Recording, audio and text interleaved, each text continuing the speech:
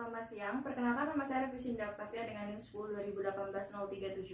Pada kesempatan kali ini saya akan melakukan simulasi praktikum patologi klinis blok 19, di mana saya akan melakukan fungsi kapiler, fungsi vena, kemudian hitung trombosi dan juga retraksi bekuan.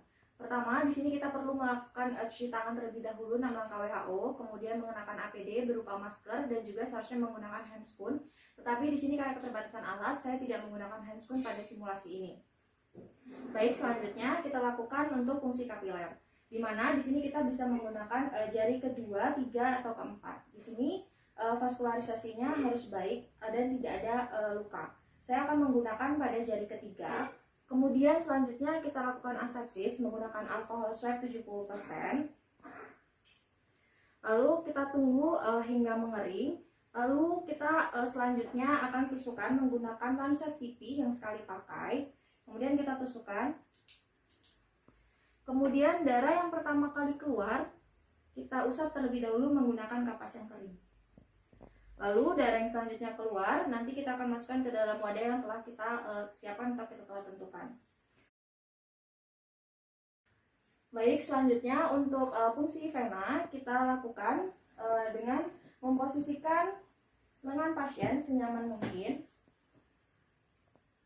Nah, di sini kita lihat venanya.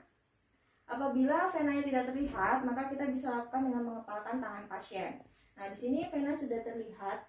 Lalu selanjutnya kita pasangkan kita lakukan asepsis terlebih dahulu menggunakan alkohol swab 70%. Diusapkan secara memutar ke arah medial. Lalu selanjutnya kita pasangkan tourniquet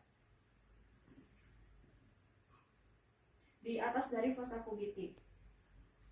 Lalu selanjutnya kita ambil squid dan pastikan bahwa squid ini masih baru di hadapan pasien. Masih baru ya Pak? Ya dok. Lalu kita arahkan squid 0,5 atau setengah cm di bawah dari vena yang akan kita tusukkan.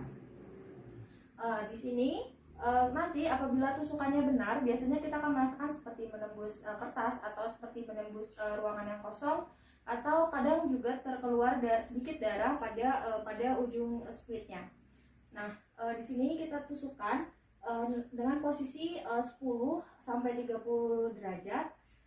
Kemudian tangan kiri memegang squid dan tangan kanan yang menarik. Kita tarik sesuai dengan kebutuhan secara perlahan-lahan. Lalu selanjutnya kita masukkan ke dalam tabung yang telah kita siapkan. Kemudian selanjutnya kita bisa lepaskan tourniquetnya.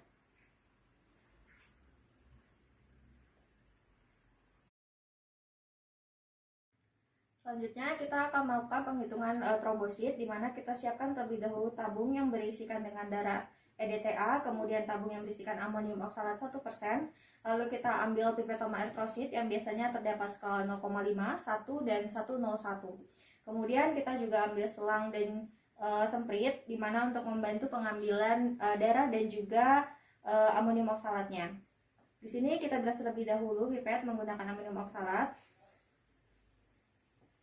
Kemudian kita lap sedikit pada ujungnya. Lalu kita ambil darah sampai batas 0,5. Kemudian ambil amonium oksalat sampai batas 101.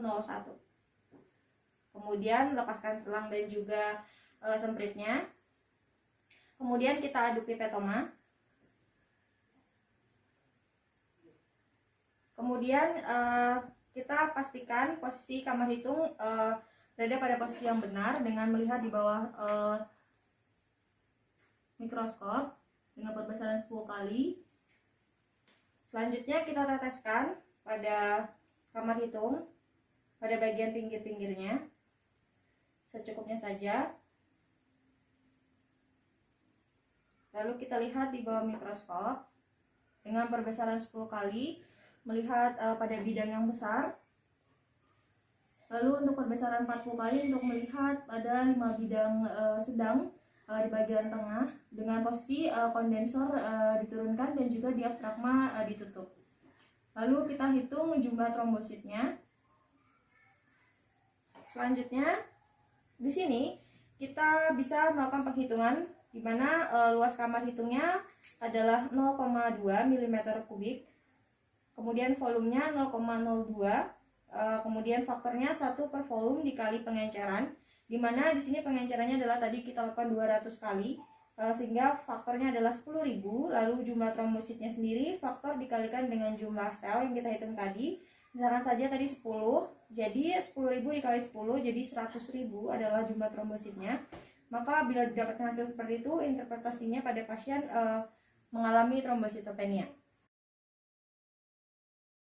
Selanjutnya untuk retraksi bekuan, kita ambil darah menggunakan semprit, lalu kita masukkan ke dalam tabung sentrifuge, di mana kita usahakan tabung sentrifuge di sini menggunakan bahan yang plastik karena trombosit akan mudah menempel pada bahan yang kaca. Lalu kita masukkan darahnya sebanyak 5 cc. Lalu kita masukkan juga tusukan ke dalam tabungnya.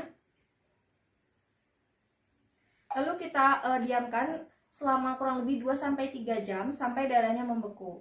Nah, ketika darahnya di sini sudah membeku, maka kita lihat pada tusukannya untuk mengetahui konsistensinya. Bila konsistensinya kenyal, maka bekuan akan menempel pada tusukannya. Dan apabila konsistensinya rapuh, maka tidak ada yang menempel pada tusukan.